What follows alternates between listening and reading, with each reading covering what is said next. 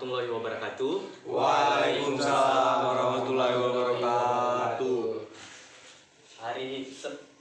Salam sejahtera untuk kita semua. Sebelum kita memulai pembelajaran hari ini, alangkah baiknya kita berdoa menurut kepercayaan kita masing-masing. Pembacaan doa dimulai. Selesai. Gimana kabar-kabar murid-murid kita, murid-murid saya hari ini? Ya. Jadi pembelajaran hari ini kita akan membahas tentang kolonialisme dan imperialisme. Untuk materi kali ini kita akan membahas tentang kedatangan bangsa-bangsa Barat ke Nusantara. Jadi kedatangan bangsa-bangsa Barat ke Nusantara ini awalnya, kalian tahu kenapa bangsa-bangsa Barat datang ke Nusantara? Tujuan mereka apa? Nah, jadi sebelum kita menjelaskan lebih lanjut, kita harus tahu tujuan mereka ini datang ke Nusantara itu dengan tujuan apa. Nah, jadi pada tahun 1453 kerajaan Konstantinopel itu hancur. Maksudnya Turki Utsmani, Raja Turki Utsmani itu mereka menguasai kerajaan Konstantinopel. Jadi orang-orang bangsa Barat yang pernah menguasai Konstantinopel ini mereka dipaksa untuk mencari akan sumber-sumber seperti rempah-rempah, jalur perdagangan lagi. Jadi karena mereka tidak ada tempat lagi, jadi mereka mereka bertujuan untuk mencari rempah-rempah yang baru di mana negara-negara yang bisa tempat. Jadi mereka melakukanlah pelayaran menuju ke pulau-pulau lain termasuk Nusantara. Nah, dari bangsa-bangsa tersebut, bangsa pertama adalah bangsa Portugis. Nah, mereka tiba ke Nusantara pada tahun 1511 yang dipimpin oleh Alfonso de Albuquerque. Mereka tiba ke Nusantara dengan tujuan untuk menguasai serta mencari rempah-rempah yang ada di Nusantara. Nah, jadi bangsa Eropa yang tiba pertama di Nusantara adalah bangsa Portugis. Nah, mereka tiba ke Nusantara dipimpin oleh Alfonso de Albuquerque. Setelah beberapa tahun tinggal di India, orang-orang Portugis menyadari bahwa India ternyata bukan daerah penghasil rempah-rempah. Mereka mendengar bahwa Malaka merupakan kota pusat perdagangan rempah-rempah. Oleh karena itu, dipersiapkanlah ekspedisi lanjutan di bawah pimpinan Alfonso de Albuquerque. Dengan armada lengkap, Alfonso de Albuquerque berangkat untuk menguasai Malaka.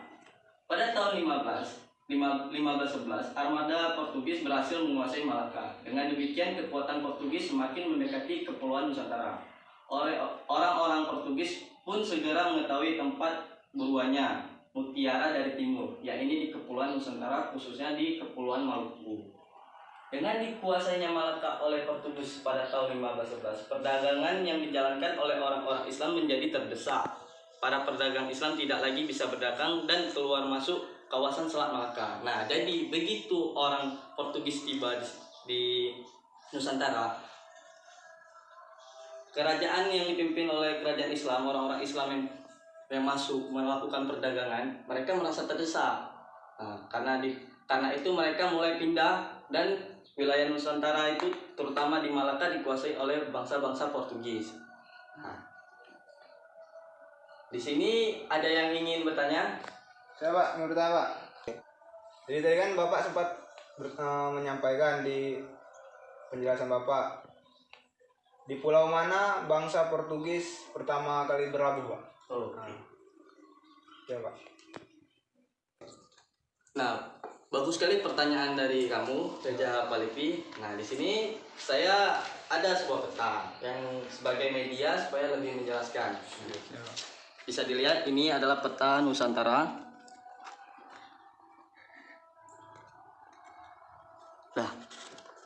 Nah, jadi orang-orang Portugis mereka melakukan penjelajahan melalui Laut Cina Selatan. Dan mereka tiba melalui jalur Laut Cina Selatan menuju ke Sumatera atau dulu lebih dikenal dengan Malaka. Ya. Nah, jadi mereka tiba di awal di Malaka dan mereka mengira awalnya Malaka ini penuh dengan sumber daya rempah-rempah. Nah, begitu mereka menguasai wilayah tersebut, mereka tahu bahwasanya di Sumatera ini tidak seperti yang diperkirakan mereka. Jadi mereka melakukan lagi perjalanan ke Maluku. Makanya sekarang banyak kita ketahui di buku-buku sejarah bahwasanya Maluku, orang-orang Maluku sekarang mereka banyak berketurunan bangsa Portugis. Nah, mereka menguasai Maluku dan mereka singgah menetap di Maluku. Nah, jadi seperti itu. Oke. Selanjutnya saya akan bahas bangsa Eropa lainnya, yaitu Belanda. Pada tahun 1594, seorang pelaut Belanda bernama Barents mencoba berlayar untuk mencari dunia timur atau tanah India melalui daerah-daerah kutub utara. Karena keyakinannya bahwa bumi bulat, maka sekalipun dari utara atau barat akan sampai ke pulau di timur. Ternyata Barents tidak begitu mengenal medan pelayarannya. Ia gagal melanjutkan penjelajahannya karena kapalnya terjepit es mengingat air di kutub utara sedang membeku. Barents berhenti di sebuah pulau yang disebut Novaya Zemlya, sekitar Rusia. Ia berusaha kembali ke negerinya, namun ia meninggal di perjalanan. Dan selanjutnya, pada tahun 1595, pelaut Belanda yang lain, yakni Cornelis de Houtman dan Peter de Keyser, memulai pelayaran lagi. Ya, jadi pelayaran pertama mereka gagal karena mereka kapal mereka terjepit oleh es di kutub utara. Jadi setelah mereka gagal, mereka pulang mengatur strategi lagi, mencari lagi pulau yang baru di mana. Dan mereka melanjutkannya ke Nusantara. Mereka tiba pada tahun 1595. Kedua pelaut ini bersama armadanya dengan kekuatan 4 kapal dan 249 awak kapal beserta 64 pucuk meriam.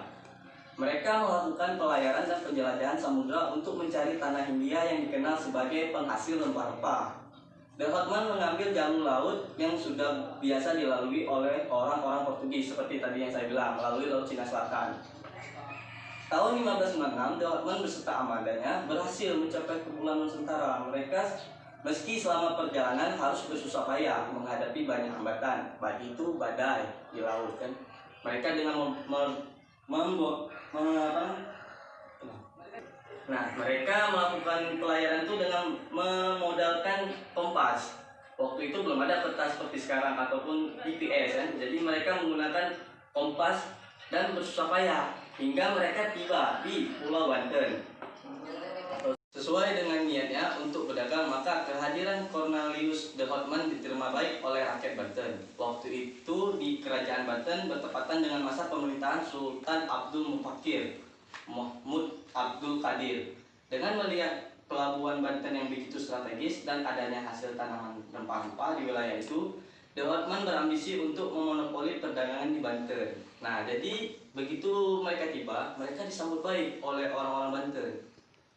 Jadi mereka dengan diterima baik, tapi salah sangka bahwasanya tujuan Belanda datang ke situ adalah ingin memonopoli, menguasai. Itulah terjadinya salah paham. Maksud dari Banten ini kedatangan mereka itu dengan niat baik, nyatanya tidak, seperti yang kita tahu. Nah, jadi seperti itu. Oleh karena itu, rakyat mulai membenci, bahkan kemudian mengusir orang-orang Belanda itu. Selain itu, tindakan orang-orang Belanda juga memicu kemarahan pihak Portugis.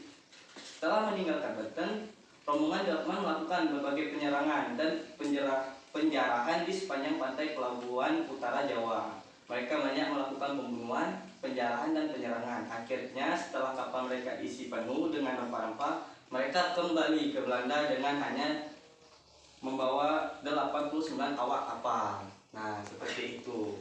Jadi, sebelum saya tutup, ada yang ingin bertanya? Saya, Pak. Jadi, Pak, selain rempah-rempah itu, apalagi, Pak, tujuan dari bangsa asing itu datang ke Indonesia, Pak? Oke, bagus sekali pertanyaan kamu, Aksa Livanto. Nah, di sini saya jelaskan lagi bahwasanya bukan Indonesia, tapi Nusantara.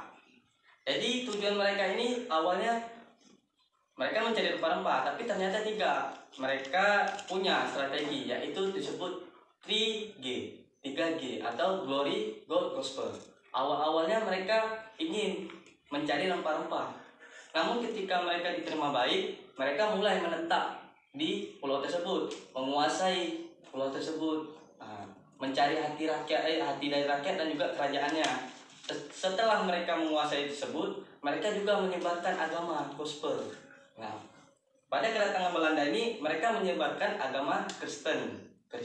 Nah, jadi mereka tidak cuma rempah-rempah aja, tapi mereka juga menyebarkan agama, habis itu memonopoli kekayaan alam di Nusantara. Kan seperti itu. Nah, jadi sini Bapak akan menyimpulkan berupa kesimpulan. Nah, kesimpulan. Tidak hanya orang-orang Portugis saja yang tiba ke Nusantara, melainkan ada juga bangsa dari Belanda. Dan selanjutnya ada juga bangsa-bangsa lain seperti Inggris, Prancis, dan lain-lain. Karena waktu tidak cukup, mungkin di pertemuan selanjutnya akan kita bahas lebih lanjut. Baik. Pak, kita belum masuk Pak. Oh iya, mohon maaf, mungkin Bapak lupa. Saya pun tadi mencurigai juga kan, ini bahwasanya untuk sedikit kali hari ini yang datang ya kan. Iya, Pak. Oke, mungkin kita absen dulu. Yang pertama Aksal Irvanto. Ayo Pak. Hadir. Ahmad Mulyadi. Hadir Pak. Hadir. Bagus. Andreas. Hadir Pak. Oke. Reza Palevi. Hadir Pak. Ya, bagus. Bagus sekali. Rambut kamu sudah dipangkas ya? Bagus. Itulah masuk murid ya.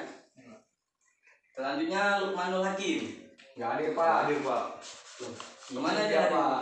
Izin ya? Izin Pak. Izin Pak, Izin apa nih? Sakit atau karena apa? ada urusan keluarga katanya Pak.